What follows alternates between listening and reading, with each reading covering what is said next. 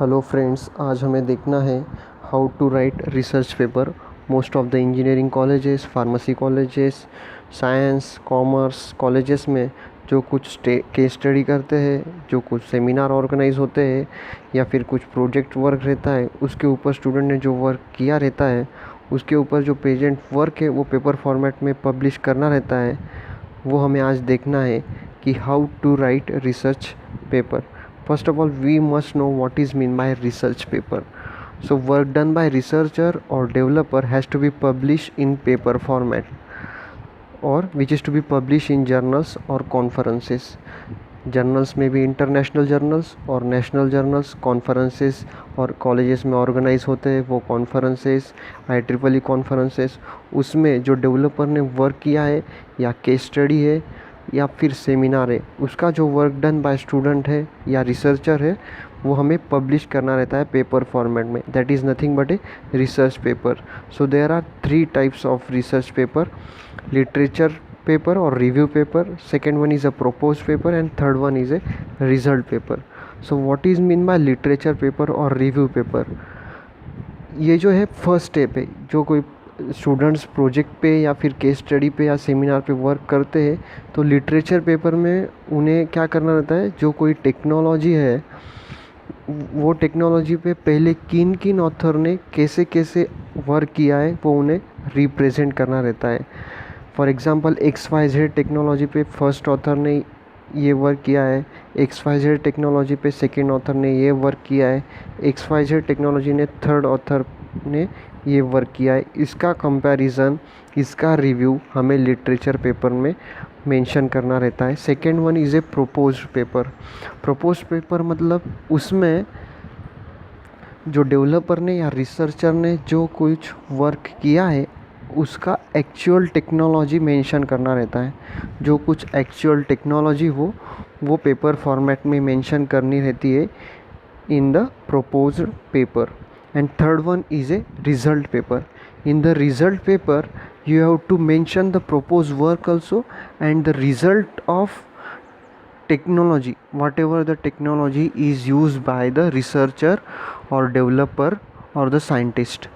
So result paper में क्या होता है, कंपैरिजन ऑफ एग्जिस्टिंग टेक्नोलॉजी और प्रीवियस टेक्नोलॉजी, उसका कंपैरिजन करना रहता है और वो जो कंपैरिजन है वो हमें जस्टिफाई करना रहता है in the result paper. So how to write the research paper, तो हमें रिसर्च पेपर कैसे लिखना है ये देखना है। तो first of all we must know किस में पब्लिश करना है, नेशनल जर्नल में, इंटरनेशनल जर्नल में या कोई कॉन्फ्रेंस में। तो अब हमें अगर इंटरनेशनल जर्नल में पेपर पब्लिश करना हो तो वो जर्नल के साइट पे जाना रहता है और उस टेम्पलेट की फॉर्मेट में हमें पेपर को एडिट करना रहता है।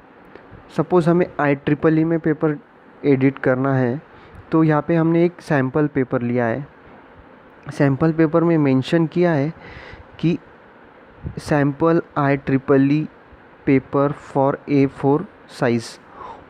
उसमें क्या रहेगा, sample IEEE paper for A4 size, ये फ़ॉन्ट का हमारा टाइटल रहेगा।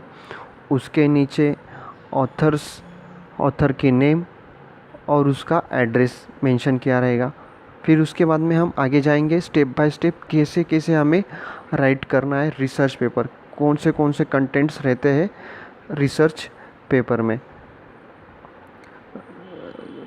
तो next one is a abstract.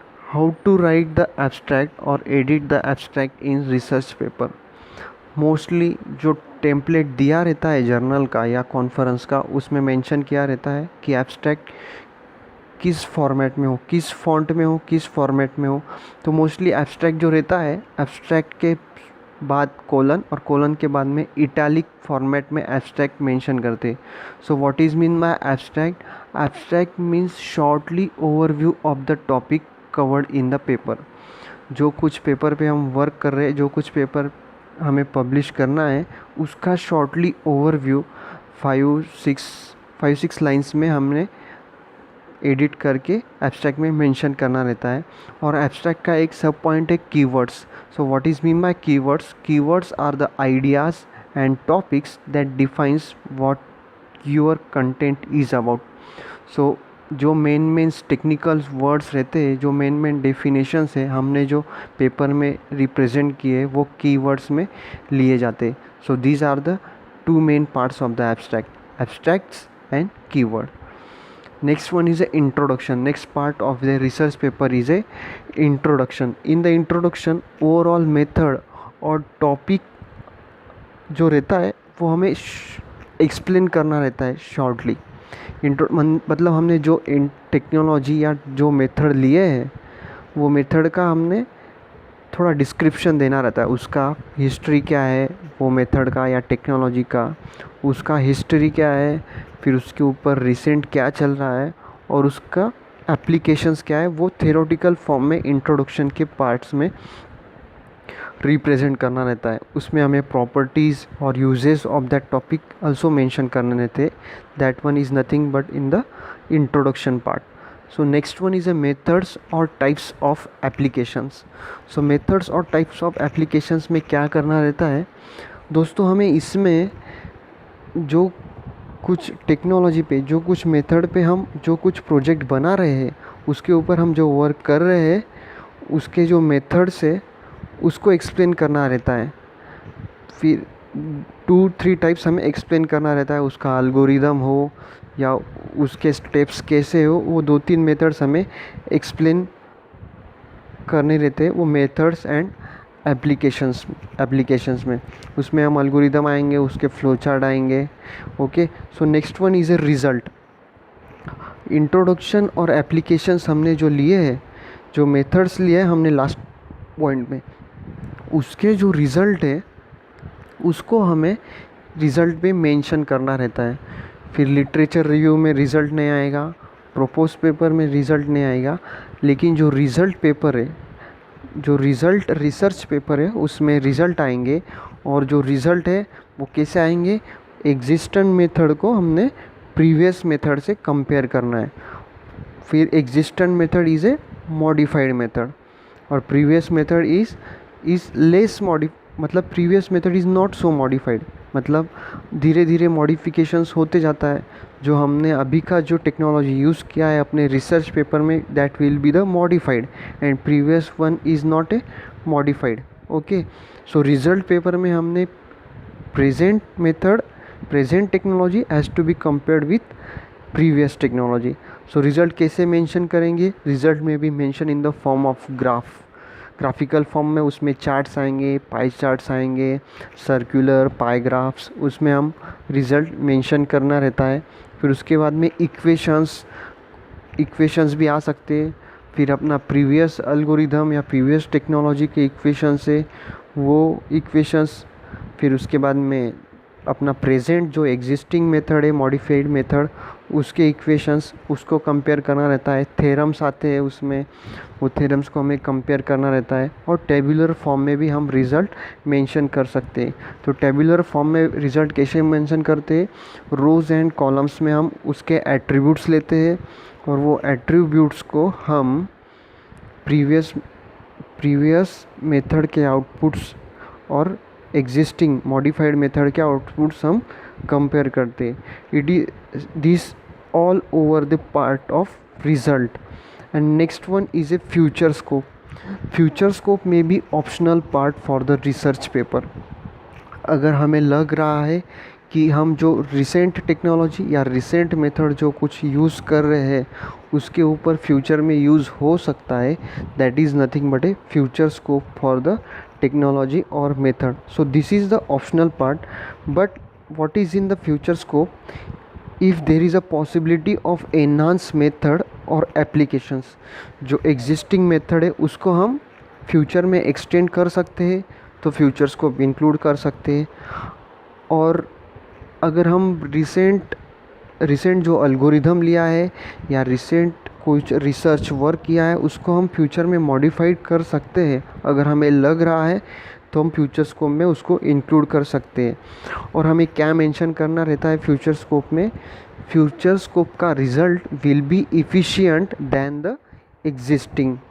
So future scope का जो पार्ट है वो आपका आएगा 8-10 लाइन का। उसमें हमें मेंशन करना रहेगा कि हम फ्यूचर में अगर इसके ऊपर अगर ये वर्क किए तो रिजल्ट विल बी इम्प्रूव्ड और will be efficient. So this is nothing but the part of future scope. And last part of the paper, of the research paper, will be the conclusion. So in the conclusion we have to mention how author's work done is better than previous in few sentence.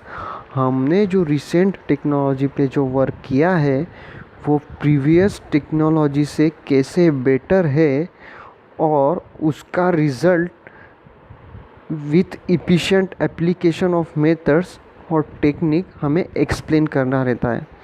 So conclusion will be the short part. Conclusion इसे एकदम explore करना नहीं रहता है. Conclusion आएगा आपका 10-15 line का, लेकिन मैक्सिमम 15 लाइन का, और उसमें हमें एक्सप्लेन करना है कि अपनी रिसेंट टेक्नोलॉजी कैसे बेटर है और उसके ऊपर हम कैसे वर्क कैसे बेटर है, उसके रिसेंट एप्लीकेशंस कैसे, और ये टेक्नोलॉजी किस तरह इफ़िशिएंट है then previous technology. So it is the conclusion part, and at the last whatever the contents we taken in the paper while writing the papers, these contents are not overall that our topic, that our contents are not overall our. हमने वो contents referred किए हैं, कुछ previous authors ने जो work किए है उनसे हमने रेफर्ड किए. जो पेपर्स हमने रेफर्ड किए उसको हमने रेफरेंस में इंक्लूड करना मस्ट है. So it is the important part of the research paper, that is references. So references के लिए एक स्पेसिफिक फॉर्मेट रहता है. साइटेशन हम स्क्वेयर बॉक्स में मेंशन करते हैं. So first one is A citation. So citation हम स्क्वेयर बॉक्स में मेंशन करते हैं. फिर उसके बाद में ऑथर नेम आएगा. फिर उसके बाद में इटैलिक फॉर्म में नेम ऑफ पेपर रेफर्ड, वो पेपर हमने जो रेफर्ड किया उसका नेम. फिर उसके बाद में जो कुछ पब्लिकेशन का पेपर था उसका name, volume, issue and year. So this